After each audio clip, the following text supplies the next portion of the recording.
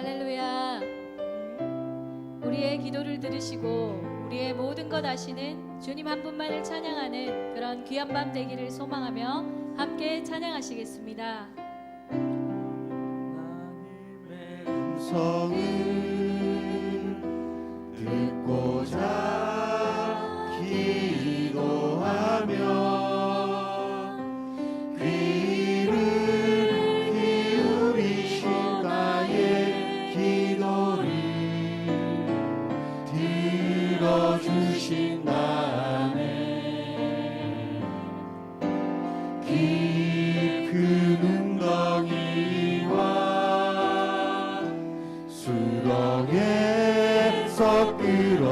끌어주시고 나의 발을 반석 위에 세우시사 나를 튼튼히 하셨네. 새 노래로 부르자 랄랄라 하나님께 올릴 찬송이 새 노래로 부르자 하나님 사랑을 하나님의 음성을 듣고자 기도하며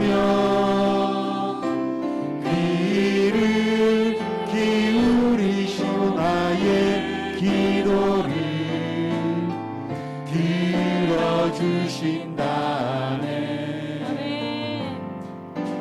길 큰 웅덩이와 수렁에서 끌어주시고 나의 발을 반석 위에 세우시사 나를 튼튼히 하셨네. 새 노래로 부르자 랄랄라 하나님께 올릴 찬송이 새 노래로 부르자 하나님 사랑을 새 노래로 부르자 랄랄라 하나님께 올릴 찬송이 새 노래로 부르자 하나님 다시 한번 새 노래로 부르자 랄랄라 하나님께 올릴 찬송이 새 노래로 부르자 하나님 사랑을. 이 시간 함께 기도하기를 원합니다. 지난 한 주간의 시간들을 돌아보며 믿음으로 살아내지 못한 것이 있다면 회개하는 시간이 되었으면 좋겠습니다. 지난날 어둠에 거하던 우리를 빛으로 불러주셔서 하나님을 아버지라 부를 수 있는 은혜와 자격을 허락하셨음에도 우리는 그에 합당한 열매 맺는 삶을 살아내고 있는지 돌아보며 회개하는 이 밤이 되기를 소망합니다. 아울러 이 시간을 우리 가운데 허락하시고 이 자리에 나올 수 있는 모든 환경을 허락하신 하나님의 크신 사랑을 감사하기를 원합니다. 우리의 삶의 전 영역에서 간섭하시고 인도하시며 넘치도록 부어주시는 그 은혜와 감사와 찬양과 영광을 돌려드리며 우리 다 함께 이 기도 제목을 가지고 주님 한번 부르시면서 기도하시겠습니다. 주여 하나님, 우리가 이 시간 주님 앞에 나왔습니다. 하나님, 우리의 못났고 부족한 것들 주님 앞에 모두 회개하기를 원합니다. 하나님, 지난날 우리 이 시간 속에 주님을 인정하지 못하고 믿음 없이 살아냈던 것들 주님 용서하여 주시옵소서. 우리의 삶이 이 자리 가운데 회개하는 시간이 되길 원합니다. 하나님, 우리를 어둠 가운데서 빛으로 불러내주시고 주님의 그 거룩하심으로 우리를 거룩하게 하셨사오니 하나님, 거룩한 자로서 살아갈 수 있도록 이 시간 회개하는 시간 될 수 있게 도와주시옵소서. 우리의 모든 죄를 용서하게 도와주시고 하나님, 우리가 주님 앞에 나오는 걸음걸음마다 우리의 모든 것들 주님께서 응답하여 주시기를 간절히 소원합니다. 아버지, 우리가 주님 앞에 받은 그 은혜들 주님 그것들을 하나님 앞에 언제나 늘 열매 맺는 삶으로 돌려드리기를 원합니다. 하나님, 우리의 삶이 귀한 열매로 올려드렸을 때에 주님께서 받으시고 기뻐하시는 삶이 될 수 있게 인도하여 주시옵소서. 하나님, 늘 감사하는 삶 허락하시고 우리가 주님 앞에 나올 때 우리 모든 환경을 허락하셔서 하나님의 그 크신 사랑을 입어 주님 앞에 영광 돌려드릴 수 있는 우리의 삶이 될 수 있도록 주님 인도하여 주시옵소서. 이 자리를 허락하신 주님, 주님께 은혜와 감사와 찬양과 영광을 돌려드립니다. 이 시간을 주님 홀로 영광 받으시기를 간절히 소망합니다. 주여, 아버지 감사합니다. 우리의 삶을 주님 받아주시옵소서. 우리의 감사와 회개의 제목들을 주님 전하여 주시옵소서. 주님 내 안에 주님 내 안에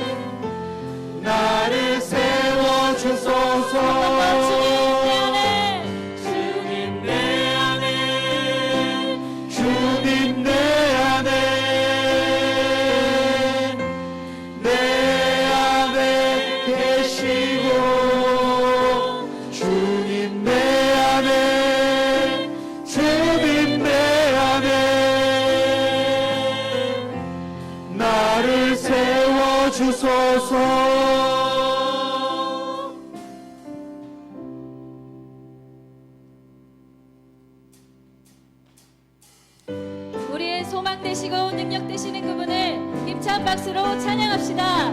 할렐루야. 구주 예수 의지함이 심히 기쁜 일일세 영생 허락받았으니 의심하주 없도다. 구주 예수 의지함이 심히 기쁜 일일세 영생 허락받았으니 의심하주 없도다. 예수 믿는 것은 받은 증거 많도다. 예수 귀한 예수 믿음 더욱 주소서.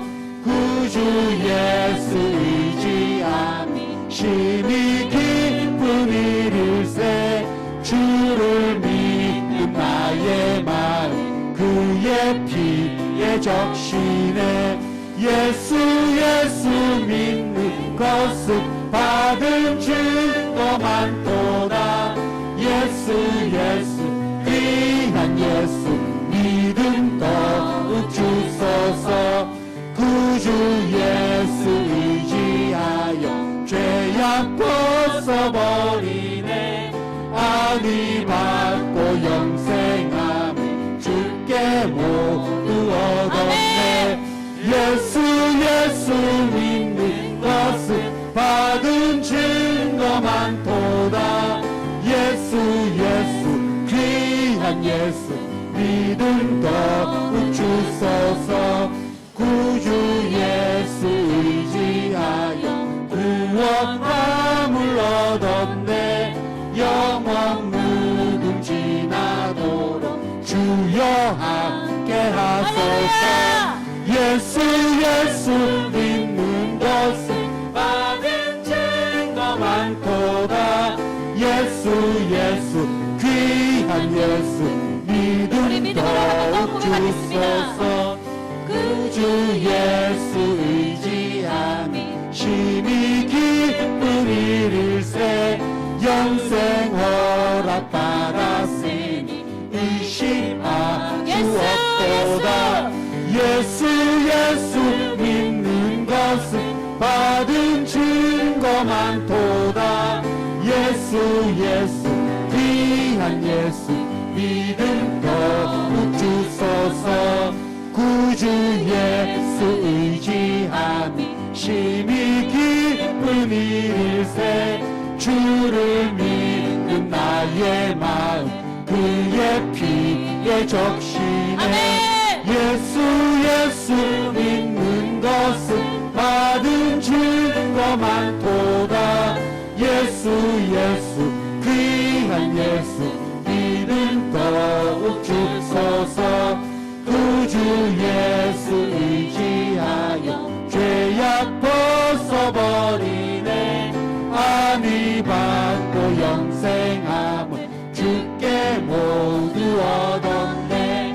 예수 믿는 것은 받은 증거 많도다. 예수 귀한 예수 믿음 더욱 주소서.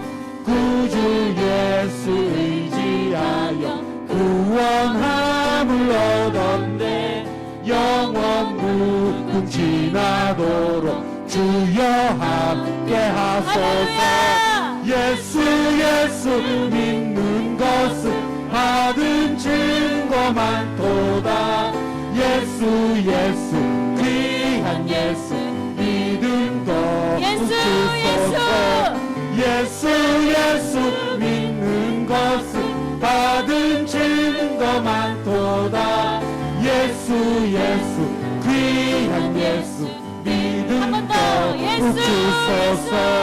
예수 믿는 것은 받은 증거 많도다. 예수 귀한 예수 믿음 더욱 주소서.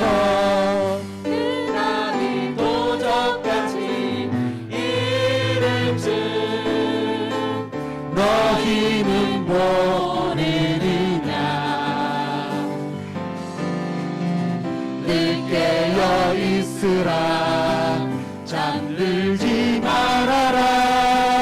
주님과 동행하라. 항상 기뻐하라. 쉬지 말고 기도하라. 범사에 감사하라. 이는 예수 안에서 너희에게 향하신 하나님 뜻이니라. 평강의 하나님이 너희를 거룩하게 하시고 온몸과 영혼이 주 오실 그날에 헐먹기 원하노라. 아멘. 항상 기뻐하라. 쉬지 말고 기도하라. 범사에 감사하라. 이는 예수 안에서 너희에게 향하신 하나님 뜻이니라. 항상 기뻐하라. 쉬지 말고 기도하라. 범사에 감사하라. 이는 예수 안에서 너희에게 향하신 하나님 마지막으로 뜻이니라. 항상 기뻐하라. 쉬지 말고 기도하라. 범사에 감사하라. 이는 예수 안에서 너희에게 향하신 하나님 뜻이니라. 아멘. 영광의 박수를 하나님께 올려드립시다. 아멘.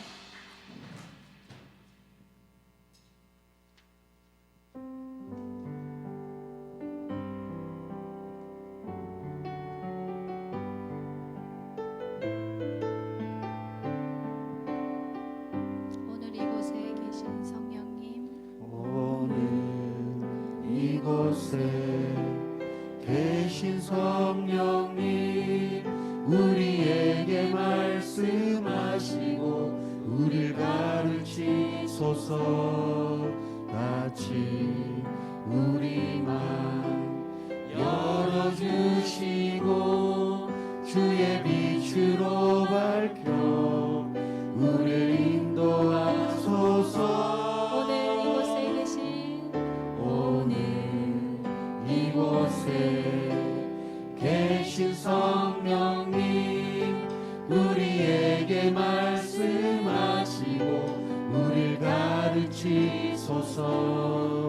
같이 우리 맘 열어주시고 주의 빛으로 밝혀 우리를 인도하소서. 주님보다 앞서지 않고 겸손하게 주님의 말씀 기다리리. 주님 손에 우릴 드립니다. 사랑으로 인도하소서. 오늘 이곳에 계신 성령님, 우리에게 말씀하시고 우리를 가르치소서. 같이 우리 맘 열어주시고 주의 빛으로 밝혀 우리를 인도하소서. 오늘 이곳에 계신 성령님, 오늘 이곳에 계신 성령님, 우리에게 말씀하시고 우리 길을 가르치소서. 다친 우리 맘 열어주시고 주의 빛으로 밝혀 우리를 인도하소서. 주님보다 앞서지 않고 겸손하게 주님의 말씀 기다리리. 주님 손에 우릴 드립니다. 사랑으로 인도하소서. 주님보다 앞서지 않고 겸손하게 주님의 말씀 기다리리. 주님 손에 우릴 드립니다. 사랑으로 인도하소서. 우리 이 시간 하나님의 은혜가 충만한 밤입니다. 오늘 이 밤에 우리에게 주실 하나님의 은혜를 사모하며 기도회를 위해서 기도합시다. 바이러스의 어려움도 뚫고 기도의 자리에 나와 기도하는 우리의 기도를 받아 주시옵소서. 이 시간 드리는 예배와 찬양을 통해서 힘듦의 지난 시간들이 회복되어지는 그런 치유의 밤이 되게 인도하여 주시옵소서. 기도의 자리에 나온 우리의 기도에 응답하여 주시고 이 자리에 함께하지 못한 믿음의 형제 자매들의 삶 가운데도 역사하여 주시옵소서. 우리 함께 오늘 금야 시야 심야 기도회 가운데 역사하실 주님을 기대하며 함께 주님 한번 부르시고 기도하시겠습니다. 주여 하나님 이곳 가운데 우리와 함께하여 주시옵소서. 우리 금요 기도회를 통하여서 하나님 우리에게 응답하여 주시고 하나님의 은혜가 우리 가운데 충만할 수 있도록 주님 인도하여 주시옵소서. 하나님 우리가 이 자리에 나와 주님의 은혜를 간구합니다. 주님의 그 사랑을 우리가 간구합니다. 하나님 목마른 우리가 찾아와서 주님이 주시는 생수를 마시기를 원합니다. 하나님 우리 가운데 예배를 통하여서 회복되게 하시고 깊은 사람들에게 아버지 치유의 밤이 될 수 있도록 주님 역사하여 주시옵소서. 하나님 우리의 기도를 받아주시고 예배와 찬양을 통해 하나님께 더욱더 나아가는 귀한 시간 될 수 있도록 주님 인도하여 주시옵소서. 예배를 통하여 아버지 우리가 주님 앞에 더욱더 나아가게 하시고 하나님의 은혜가 무엇인지를 깨달을 수 있는 그런 귀한 시간 될 수 있도록 아버지 인도하여 주시옵소서. 하나님 우리가 정말 부족한 가운데 주님의 그 은혜를 갈구하며 나왔습니다. 주님의 그 사랑을 아버지 소망하며 나왔습니다. 하나님 주님의 은혜와 사랑 가운데 우리가 이곳 가운데서 치유받고 아버지 은혜 받는 귀한 시간 될 수 있도록 주님 인도하여 주시옵소서. 이 밤이 주님 앞에서 응답받아지고 하나님 우리의 모든 것을 드릴 수 있는 귀한 시간 될 수 있도록 아버지 인도하여 주시옵소서. 주여 함께하여 주시옵소서. 아버지 은혜 하나님 우리의 소망 가운데 주님 역사하여 주시옵소서. 하나님의 은혜가 없이는 살아갈 수 없는 존재입니다. 하나님 함께해 주실 주님을 찬양합니다. 주여 우리에게 함께하여 주시옵소서. 아버지 주 나를 보호하시고 나를 보호하시고 난 붙드시리. 나는 외롭고 존귀한 주님의 자녀라.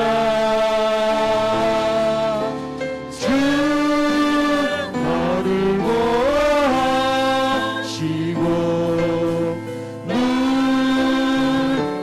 붙드시리. 너는 곧 외롭고 존귀한 주의 자녀라. 나를 보호하시고 주 나를 보호하시고 난 붙드시리. 나는 곧 외롭고 존귀한 주님의 자녀라. 주 너를 구하시고 너 붙드시리 너는 곧 외롭고 존귀한 주의 자녀라. 우리 마지막으로 하나님이 세우신 목사님을 통해서 하나님의 말씀을 듣습니다. 말씀을 선포하실 목사님에게 은혜를 더하셔서 능력의 말씀이 선포되게 하옵소서. 그 말씀이 생수 같아서 갈급한 심령과 영혼을 소생케 하여 주시고 우리 마음의 눈을 밝혀 정결케 하는 그런 귀한 말씀이 되게 하여 주시옵소서. 말씀을 듣는 우리 모두가 마음의 기쁨을 얻고 주님의 사랑과 평안을 얻는 귀한 말씀이 되게 해달라고 우리 세우신 목사님과 오늘 주신 말씀을 위해서 다시 한번 더 큰 목소리로 주님 한번 찾으시면서 기도하시겠습니다. 주여! 주님! 하나님 오늘 말씀을 통하여서 주님을 만나는 귀한 시간 되기를 원합니다. 하나님 세우신 목사님을 통해 우리가 말씀을 받는 귀한 시간 되게 하시고 하나님 목사님의 입술과 마음을 주장하시어서 오로지 주님의 말씀만 선포할 때 우리가 회복받아지고 치유되는 그런 귀한 밤 될 수 있도록 주여 역사하여 주시옵소서.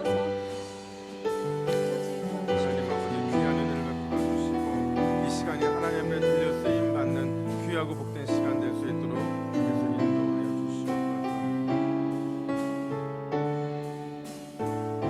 하나님 아버지 우리의 마음을 다해 주 앞에 올려드리기를 원하오니 우리의 마음이 주님과 통하는 시간이 되게 하여 주시고 은혜의 충만함을 누리는 시간이 될 수 있도록 주님 역사하여 주시옵소서. 주님을 바라는 심령마다 가득가득 채워주셔서 말로 다 할 수 없는 주님의 은혜로 말미암아 우리 안에 만족함과 기쁨이 될 수 있도록 인도하여 주시옵소서.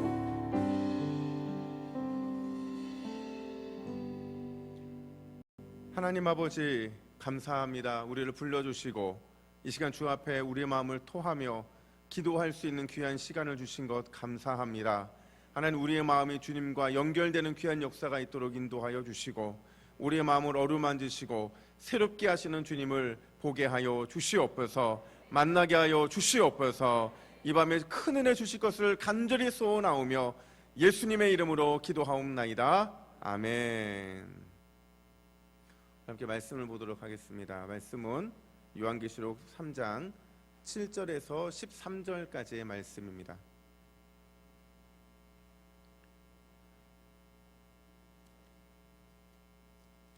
요한계시록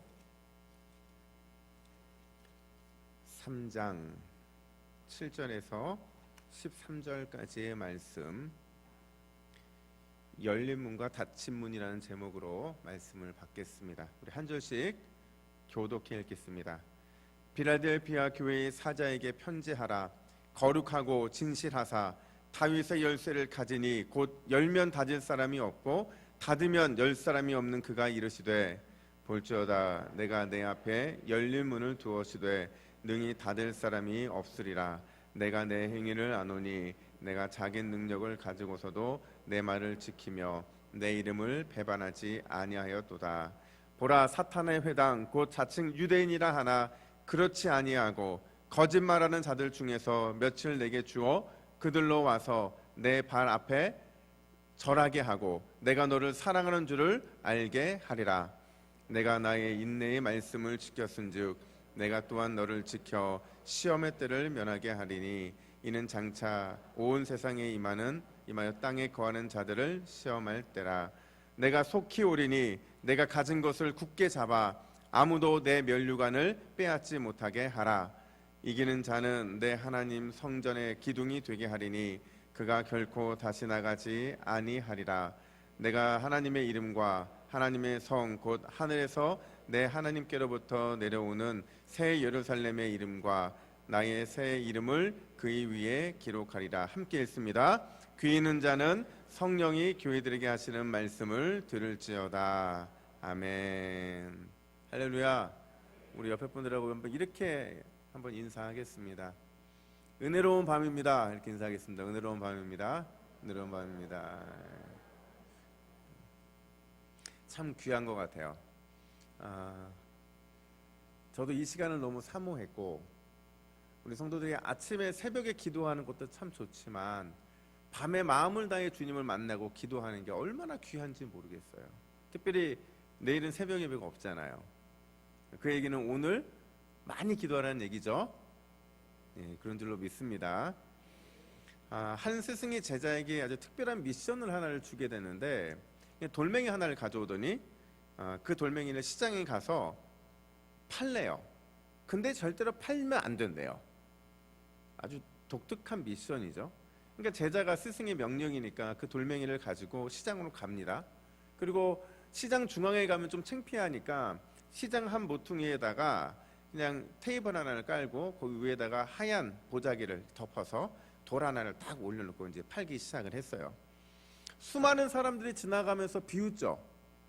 아무런 의미도 없는 돌멩이를 팔겠다고 나와 있는 청년을 보면서 저기 뭐 돈이 되기도 할 이유도 없고 저걸 왜 나와서 파나 이렇게 생각을 하면서 비웃으면서 다 지나갔어요.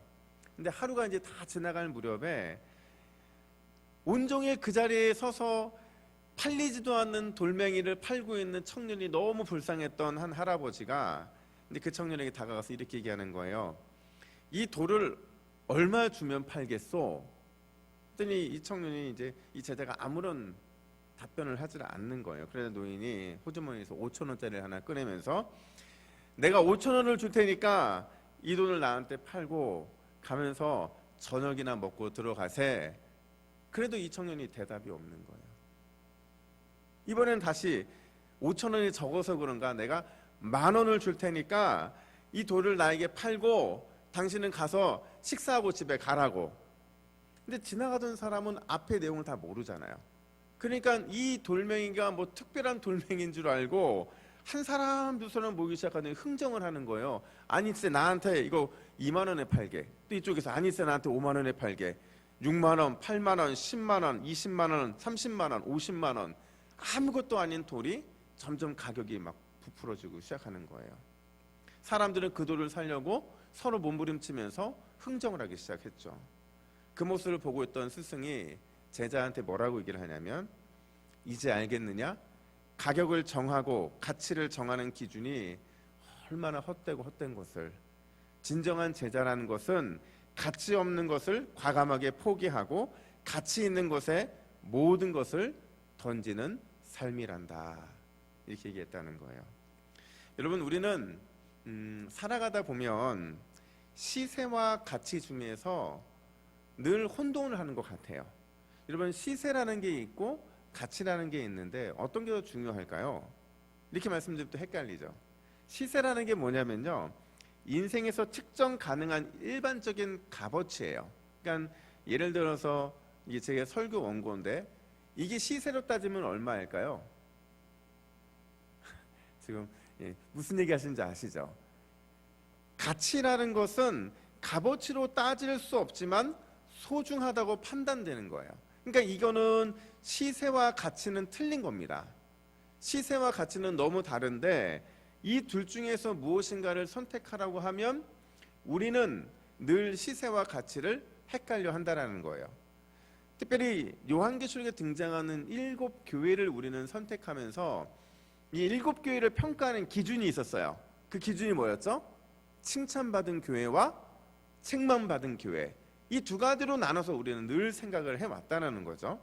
근데 이게 평가 기준이 되어버렸는데 사실은 요한계시록에 등장하는 7교회는요 그 교회를 향한 칭찬과 책망 이게 가능하게 만든 원래 이 토대가 있거든요. 그게 뭐냐면 시세와 가치의 관점에서 평가되어야 한다는 거예요.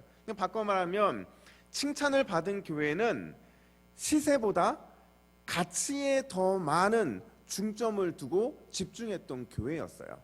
반대로 책망을 받은 교회는 가치보다는 시세에 더 많은 가치를 두고 평가를 했기 때문에 그들은 결국 책망받는 교회가 될 수밖에 없다는 거예요.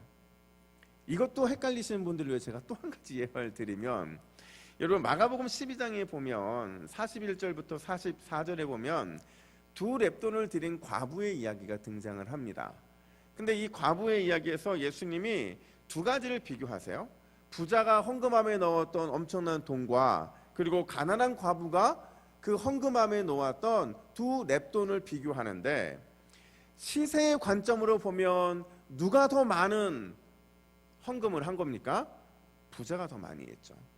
그 당시에 이 부자는 자신이 할 수 있는 그 어떤 범위와는 상관없이 정말 많은 돈을 들였던 것 같아요. 근데 가치의 관점으로 봤을 때는 누가 더 많은 헌금을 했냐면 두 렙돈을 드린 이 과부가 자신의 전부를 드렸잖아요. 그러니까 가치에 있어서는 가장 귀한 것, 최고의 것을 드렸기 때문에 그 평가의 기준으로 보면 두 렙돈을 드린 여인이 훨씬 더 값어치 있고 가치 있는 그런 그 헌금을 드린 거죠. 그러니까 그런 관점으로 본다면 일곱 교회가 왜 칭찬을, 그중에서 몇 교회는 칭찬을 받고 몇 교회는 또 책망을 받고 또 어느 교회는 칭찬과 책망을 같이 받았는지를 평가하기에 참 좋은 기준이 된다는 거죠. 이 시세와 가치의 관점으로 오늘 빌라델비아 교회를 보면요, 이 교회는 진짜 칭찬받아 마땅한 교회입니다.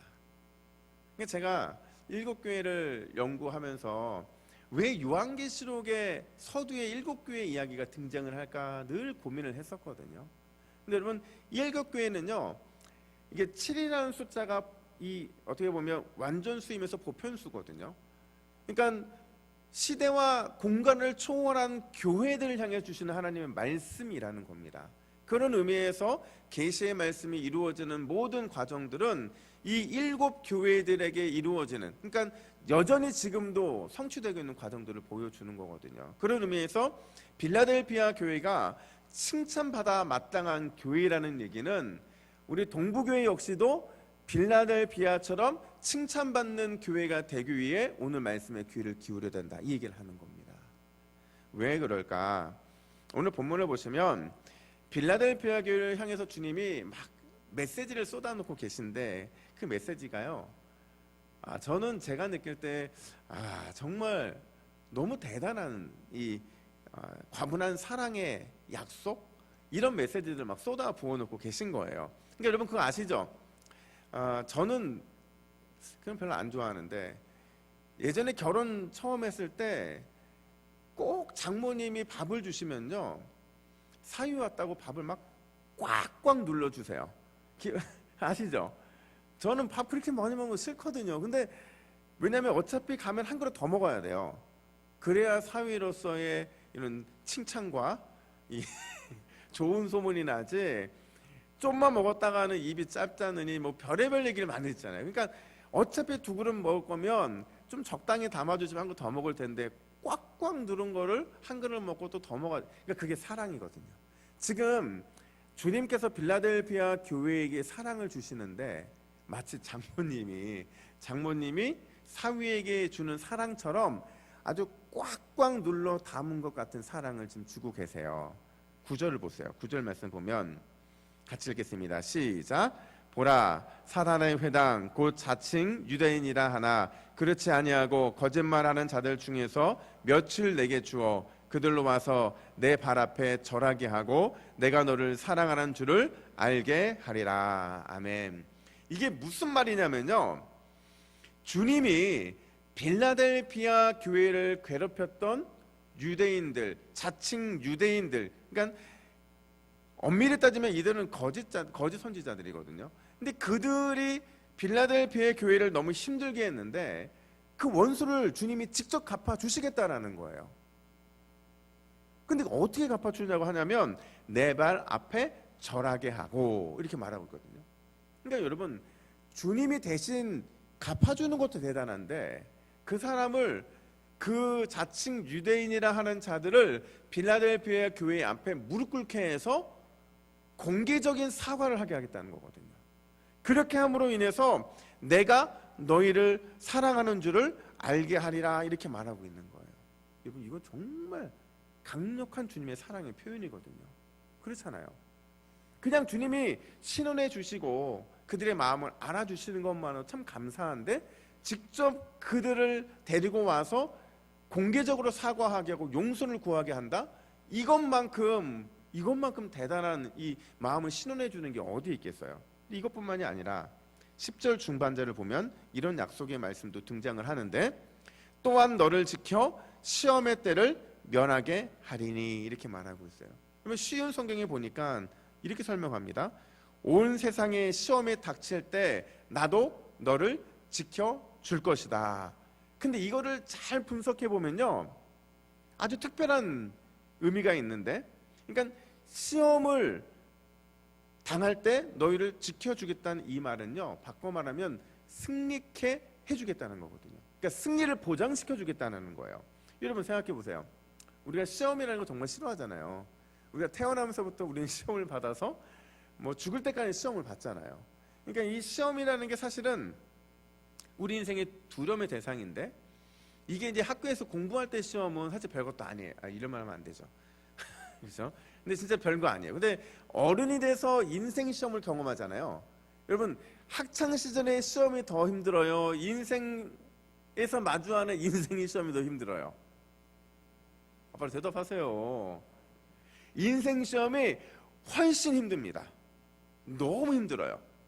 여기 뭐 대학생들이 있고 중고등학생들이 뭐 설마 없겠지만 있으면 어려서 몰라서 그래요. 진짜 인생 시험이 진짜 어려운 거거든요. 그러니까 시험이라는 것은 늘 우리한테 두려움의 대상이고, 어떻게든 피할 수 있으면 피하는 게 그게 시험이라는 건데, 우리 주님께서는 약속을 하십니다. 언제 약속하냐면, 아직 빌라델비아 교회가 시험을 받지도 않았는데, 시험에 오지도 않았는데, 앞으로 너에게 오는 시험을 내가 이기게 해주겠다, 승리하게 해주겠다, 지금 그 약속을 하고 있는 거예요. 얼마나 대단합니까? 여러분, 우리가 미래에 당할 시험도 참 마음이 힘든데, 그 시험을 피할 수 있도록, 승리할 수 있도록 약속을 해주겠다니까요. 이런 큰 사랑 받아보신 적 있으세요? 이뿐만 아닙니다. 그 큰 사랑이라는 표현을 어떻게 하고 있냐면 12절 보세요. 12절 같이 했습니다. 시작. 이기는 자는 내 하나님 성전의 기둥이 되게 하리니 그가 결코 다시 나가지 아니하리라. 내가 하나님의 이름과 하나님의 성 곧 하늘에서 내 하나님께로부터 내려오는 새 예루살렘의 이름과 나의 새 이름을 그의 위에 기록하리라. 아멘. 성전의 기둥이 되게 하시겠다, 이렇게 말하고 있어요. 그러니까 이 성전의 기둥이라는 거는 야긴과 보아스. 그러니까 예루살렘 그 성전에 보면 그 우리가 아는 것처럼 야긴과 보아스라는 게 딱 있잖아요. 그게 성전을 딱 기둥으로 세우는 거거든요. 근데 여러분, 그 당시에 이 빌라델비아 교회 성도들뿐만 아니라 그 근동에 있는 사람들에게 있어서 이 기둥이라는 의미는 굉장히 강렬합니다. 저는 안 가봤습니다만 일곱 교회 지역에 있는 교회들 사진들이 있잖아요. 터가 남아있거든요. 그 지역에 터가 남아있는데, 그 지역에 터에 남아있는 기둥들 중에서 어느 지역의 터에 있는 기둥이 제일 크고 튼튼한 줄 아세요? 빌라델비아 교회입니다. 왜냐하면 이따 설명드리겠지만 이 지역이 그럴 수밖에 없는 지역이에요. 근데 이 기둥하면 우리가 무슨 생각이 드냐면 안전성 또는 영구성, 이런 어떤 특징이 있거든요. 그러니까 그들이 하나님에 의해서 미래가 안전하게 될 것이고 견고하게 될 것이고 영원토록 지킴을 받게 될 것이다 라는 약속의 말씀을 주고 계신 거예요. 그러니까 이 약속 정말 대단한 거거든요. 근데 이 약속의 마지막 정점이 뭐냐면, 만약에 내가 그 약속을 어기면 안 되기 때문에 주님이 스스로 친필 사인을 하십니다. 그래서 새 예루살렘의 이름과 나의 새 이름을 그의 위에 기록하리라, 이렇게 말하고 있어요. 너희들 기둥 같은 존재들인데 내가 너희들 안전하게 보장해 줄 건데 거기에 너희들 못 믿을까 봐 내가 사인까지 해주는 거야. 이건 완벽한 거야, 이 얘기하는 거거든요. 여러분, 어떻게 이런 엄청난 축복과 엄청난 사랑의 약속을 받을 수 있느냐 하는 거죠. 그들이 이런 엄청난 사랑을 받을 수 있는 이유가 있다면, 우리 역시도, 또 우리 가정 역시도, 또 나도 주님께서 주시는 그 놀라운 축복의 약속의 말씀을 받을 수 있는 줄로 믿습니다. 빌라델비아 교회가 받았다면 우리도 받을 수 있는 줄로 믿습니다. 제가 말씀드렸죠. 저희 교회가 몇 달란트 받은 교회라고요? 5달란트 받은 교회. 여러분 새벽 예배 나오신 분들은 알고 못 나오신 분들은 모르고, 제가 여러분 귀에 딱지가 지도록 설명을 드릴 거예요. 반복할 겁니다. 여러분 5달란트 받은 교회가 어느 교회예요? 동부교회입니다. 우리 교회는 5달란트 받은 교회예요. 제가 새벽에 와서 기도하면 정말 그 마음이 따뜻해지는 게 있어요. 기도하시는 성도님들, 또 우리 장로님들, 권사님들, 집사님들 기도하는 거 보면서 우리 교회의 미래는 어디 있냐면 기도하는 바로 그 자리에 있기 때문에 제 마음이 너무 따뜻해지는 거예요. 그리고 우리 교회 막 엄청 크게 기도 안 하잖아요. 그런데도 이 자리에서 정말로 오랜 시간 동안 기도해왔던 기도회단들이 쌓여 있기 때문에 우리 교회는 그래서 5달란트 받은 교회라는 거예요. 다시 여쭤보겠습니다. 저희 교회는 몇 달란트 받았다고요? 마음에 1달란트, 2달란트는 다 버리세요. 무조건 저희는 5달란트입니다. 자, 우리가 빌라델피아 교회가 받은 축복을 다시 한번 누린다면 우리는 어쩌면 6달란트로 또 늘어날 수도 있을 것 같아요. 그 이유가 무엇인가? 8절 중반절을 보시면 이렇게 말합니다. 힌트가 담겨져 있는데, 내가 내 행위를 아노니 내가 작은 능력을 가지고도 내 말을 지키며 내 이름을 배반하지 아니하였도다. 아멘.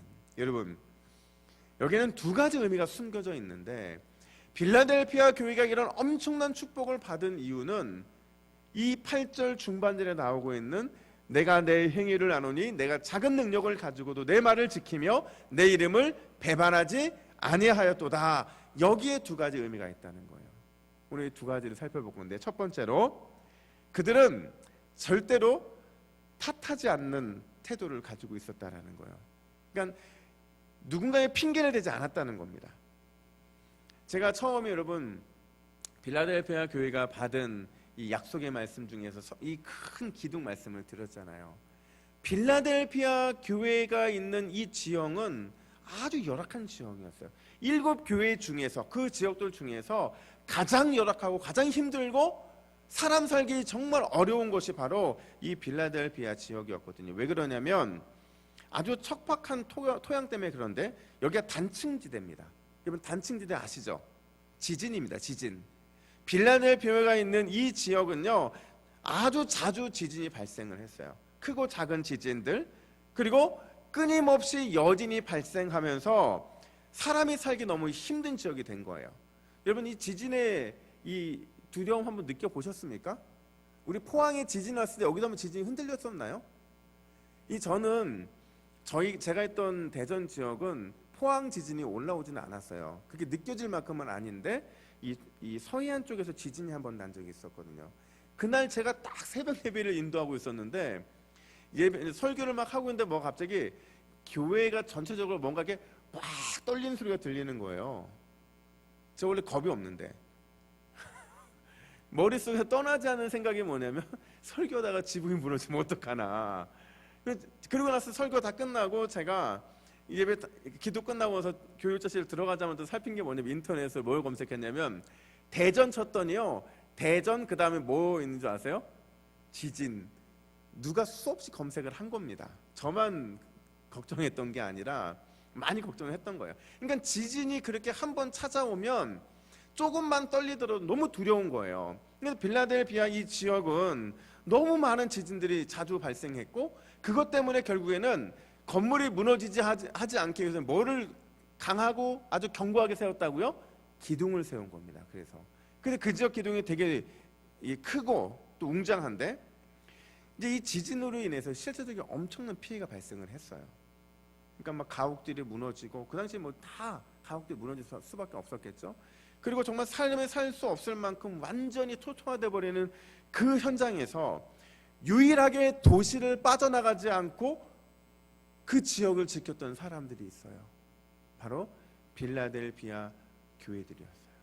그 지역에 있는 교회들이 철저하게 지진이 발생했음에도 불구하고 그 지역을 떠나지 않고 그 지역에 남아있었어요. 물론 떠난 성도들도 있었겠죠. 하지만 많은 사람들이 떠나는 와중에서도 끝까지 그 지역을 지키려고 했던 사람들이 바로 그 사람들이었다는 거죠. 여러분, 그 사람들이, 빌라델피아 교회 성도들이 왜 불안이 없었겠어요? 그 지형 탓하고 떠나도 충분한데 그들은 환경 탓하지 않고 그들은 끝까지 교회를 지키는 일에 헌신했다는 거죠. 여러분, 우리가 환경이 어려우면 어려울수록 쉽게 빠지는 올무가 있어요. 그게 뭐냐면 누군가에게 탓을 돌리는 거예요. 이유와 핑계가 많아지는 거죠. 이것 때문에 안 되고 또 저것 때문에 안 되고 이것 때문에 어렵고 저것 때문에 어렵고 늘 우리가 핑계대기 정말 좋아하거든요. 죄송하지만 여러분, 공부 못하는 학생들이 핑계가 많습니까? 적습니까?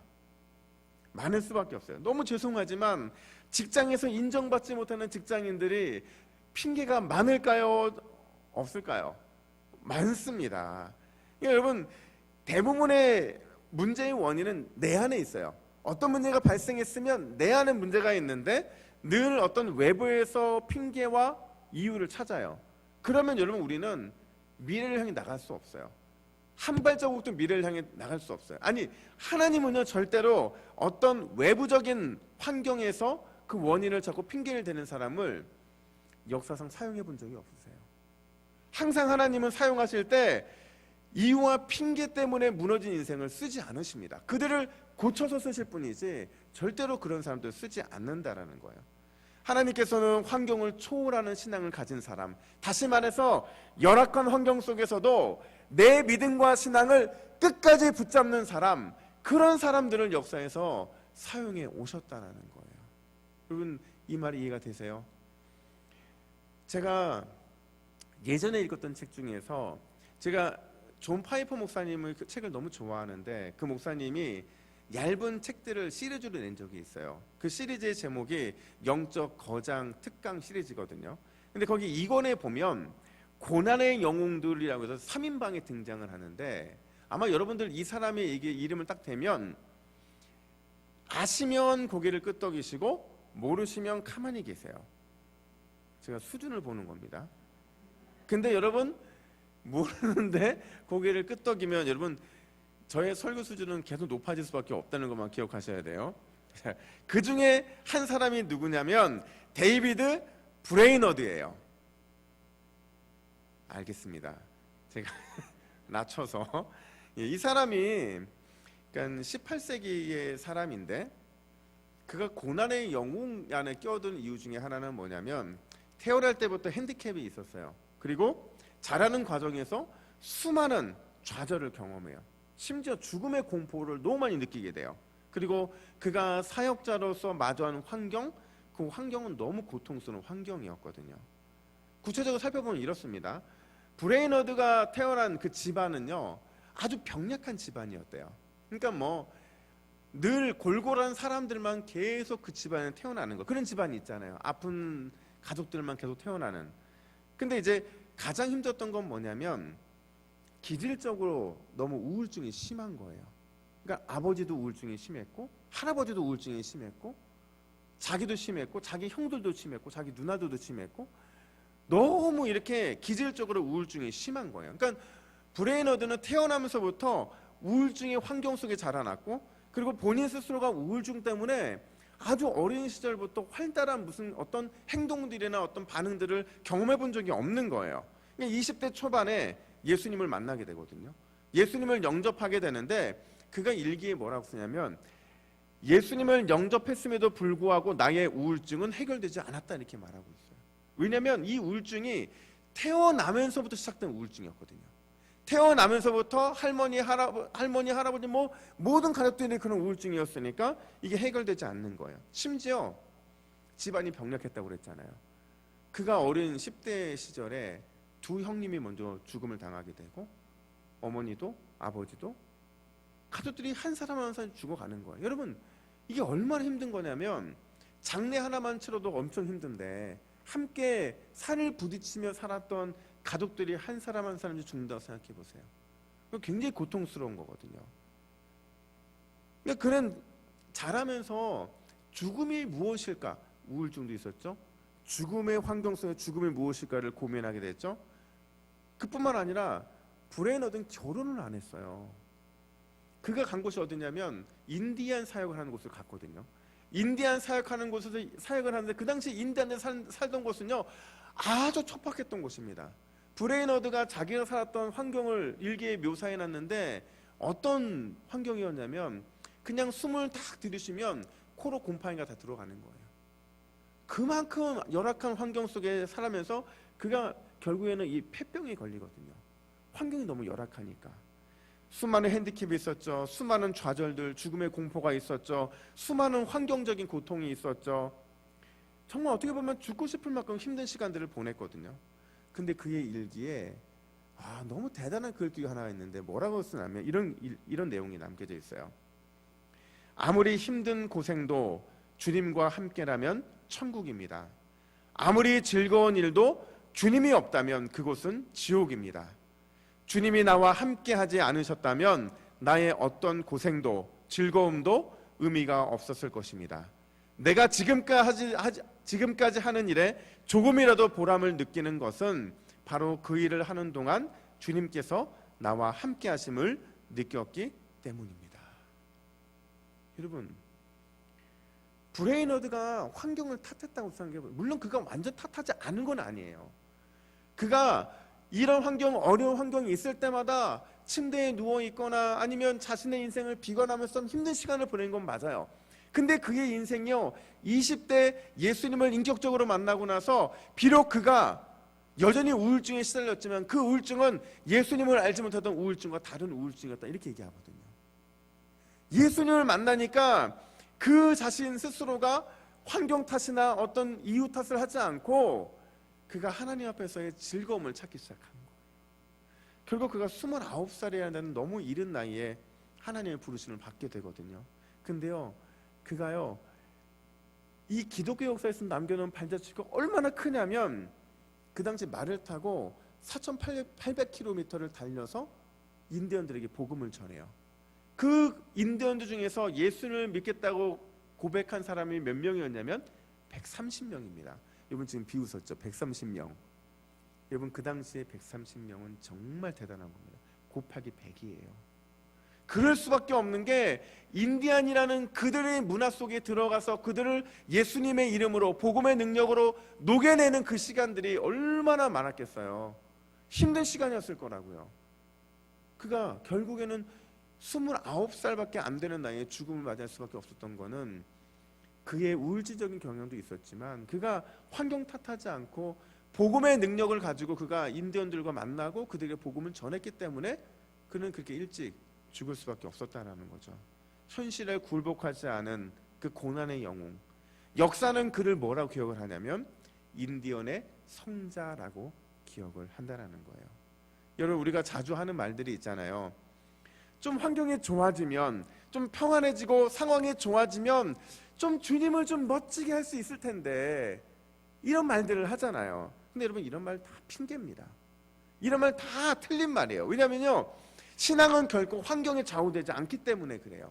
신앙이 환경에 좌우되는 순간 우리의 신앙은 거짓 신앙이 되는 겁니다. 신앙은 결코 환경에 좌우되지 않아요. 특별히 오히려 우리 주님은 우리를 성숙시키시기 위해서 고난과 열악한 환경을 사용하시죠.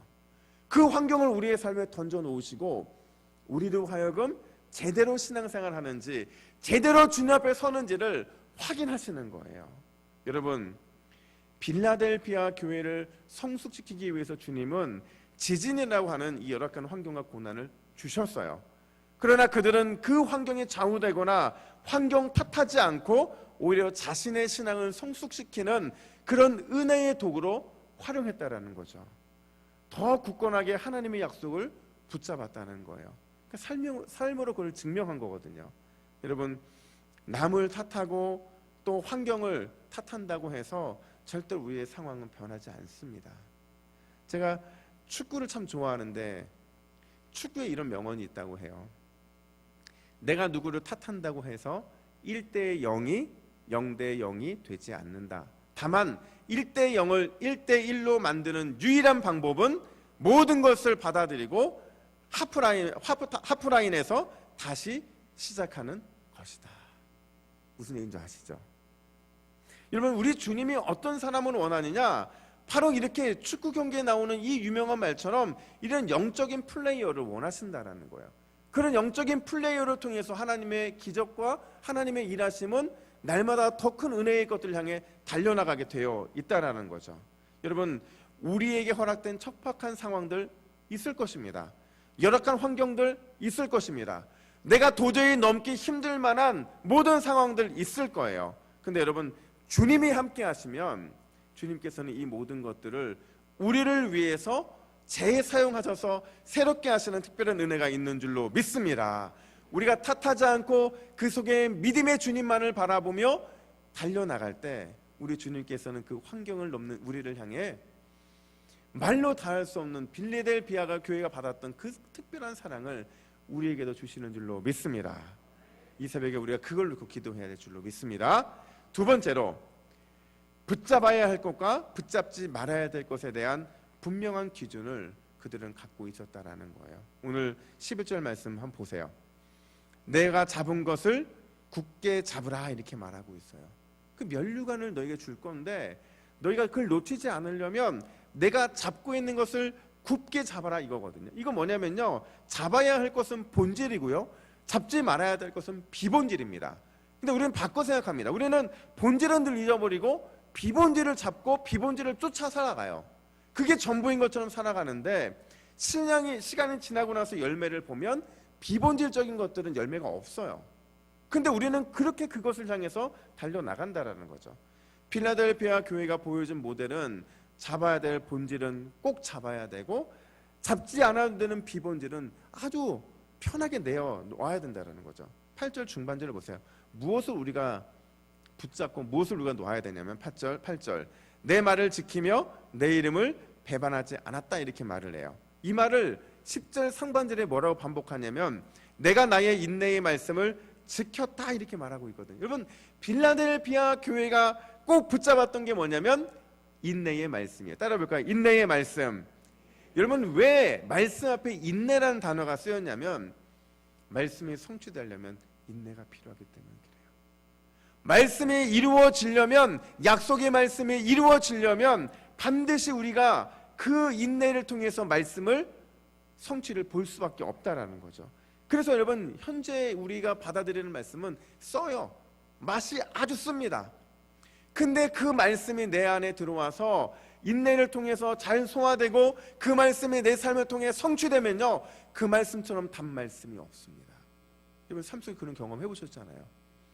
주님의 말씀을 붙잡고 기도했는데 그 응답이 더디고 더뎌서 인내하고 또 인내했는데 성취된 거예요. 그게 지나고 났더니 이루어진 거예요. 그 기쁨을 아세요? 아신다고 답해 주셔야 설교가 진행이 됩니다. 그 기쁨 아세요, 여러분? 모르시면 오늘 그 기쁨을 누리는 축복기를 간절히 소원합니다. 여러분, 하나님께서는 빌라델피아 교회가 그 인내의 말씀, 아직 성취되지 않았지만 하나님께서 지금 주실 그 인내의 말씀을 꽉 붙잡았기 때문에 그게 너무 귀한 거예요. 반대로 그들이 붙잡지 말아야 되는 것, 즉 손에서 빨리 놓아 버려야 되는 게 무엇이냐? 바로 그거는 작은 능력이라는 거예요. 여러분, 빌라델피아 교회를 향해서 주님이 작은 능력이라고 말하고 있는 이 표현은 진짜 작은 능력입니다. 빌라델피아 교회가요, 그 당시 7교회 중에서 인원이 제일 작았어요. 빌라델피아 교회가요, 7교회 중에서 가장 가난했어요. 빌라델피아 교회가 7교회 중에서 가장 소외된 사람들이 많았어요. 가장 열악한 환경에 있었잖아요. 가장 가난했잖아요. 가장 인원도 적었잖아요. 진짜 어려운 교회였거든요. 그러면 이런 교회가 보통 어떤 마음에 사로잡히기 쉽냐면 비교의식과 절망감에 사로잡히기 쉬워요. 여러분,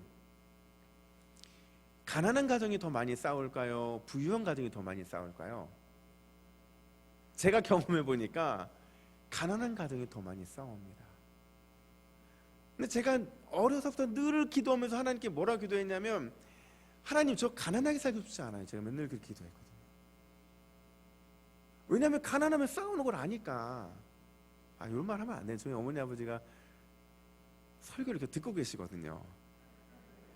저한테 맨날 야, 옛날 얘기 좀 하지 말라고. 근데 제 간증거리는 옛날에 다 있어요.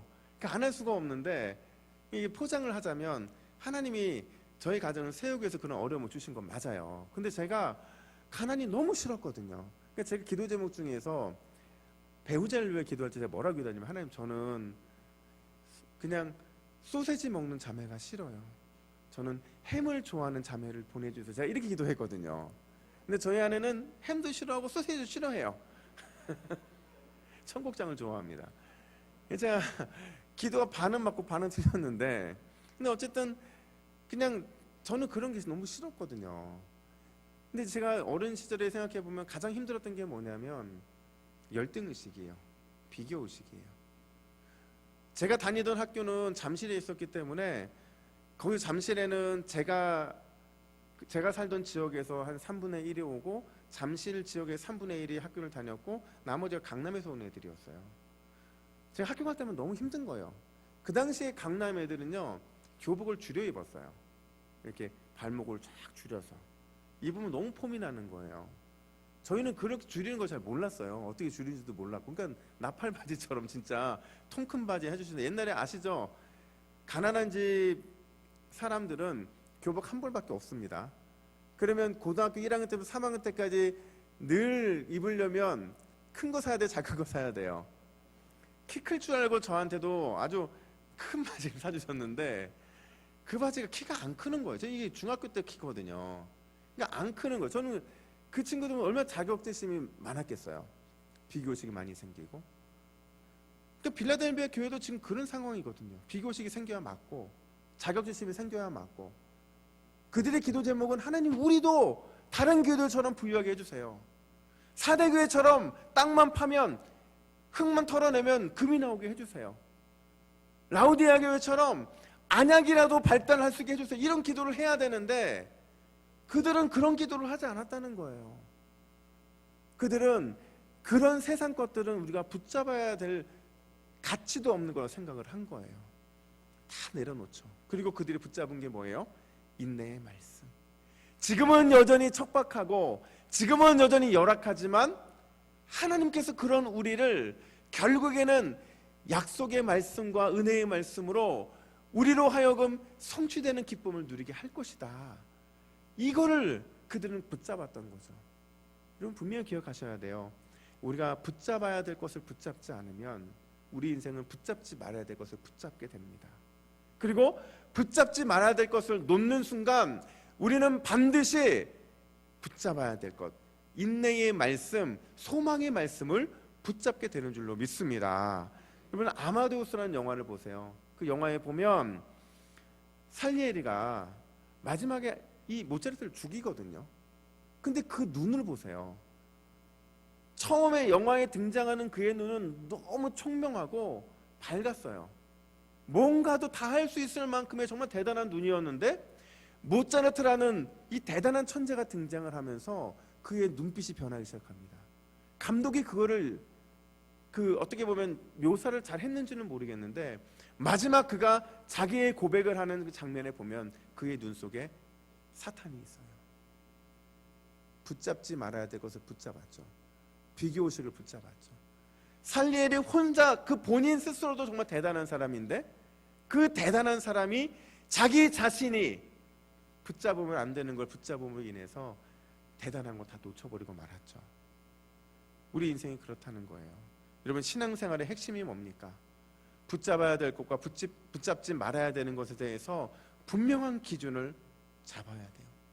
그래야 우리 영혼이 살고 우리의 미래가 주님의 은혜 가운데 있는 건 줄 믿습니다. 붙잡지 말아야 될 것, 이 시간 과감하게 내려놓는 은혜가 있기를 간절히 축복합니다. 붙잡아야 될 인내의 말씀, 소망의 말씀은 오늘 굳건하게 붙잡는 특별한 은혜가 있기를 간절히 소원합니다. 8절 상반절 보시면, 내가 내 앞에 열린 문을 두었다, 이렇게 말하고 있어요. 당시 성도들은 유대인들에 의해서 강력한 도전을 받았는데, 그 당시 예배를 어디서 드렸냐면 회당에서 드렸거든요. 그러니까 유대인들이 안식일을 지나고 나면 그리스도인들이 그 회당을 빌려서 다음날 예배를 드렸어요. 그러니까 전에 먼저 예배 드리는 사람들이 문 닫고 가버리면 그리스도인들이 예배 드릴 데가 없는 거예요. 지금 그 상황이 벌어진 겁니다. 유대인들이 예배 드릴 수 있는 환경을 문 닫아 버리니까 그들이 예배 드릴 수 없어서 길거리에서 예배 드리고 가정을 빌려 예배를 드리는데 얼마나 그 마음이 좌절스럽고 힘들었겠어요. 근데 주님께서 뭐라고 말씀하시냐면 내가 내 앞에 열린 문을 두었다. 근데 이 문은 아무도 닫을 수가 없다. 이렇게 말하고 있어요. 비록 회당 문에 잠겨서 예배 드릴 수 있는 환경은 닫혔지만 예수님은 그들 앞에 도리어 구원의 문, 은혜의 문을 활짝 열어서 하나님 나라 백성들만 누릴 수 있는 엄청난 은혜를 쏟아 부어 주시겠다 약속하고 계신 거거든요. 여러분, 누구에게 구원의 문, 은혜의 문이 열립니까? 탓하는 인생이 아니라 오히려 열악한 환경을 주님께서 주신 기회를 삼는 사람들에게 구원의 문, 은혜의 문은 열릴 줄로 믿습니다. 뿐만 아니라 그리스도의 절대적인 가치인 인내의 말씀, 소망의 말씀을 붙잡는 사람, 그리고 이 세상의 시세와 비교의식과 열등의식들을 다 내려놓고 과감하게 주님이 주시는 인내의 말씀, 소망의 말씀을 붙잡는 사람, 그 사람들에게 구원의 문, 은혜의 문은 활짝 열리는 줄로 믿습니다. 오늘 기도하며 그 은혜를 강하게 붙잡는 저와 여러분들에게를 예수님의 이름으로 축복합니다. 우리 함께 찬양하며 나아가겠습니다.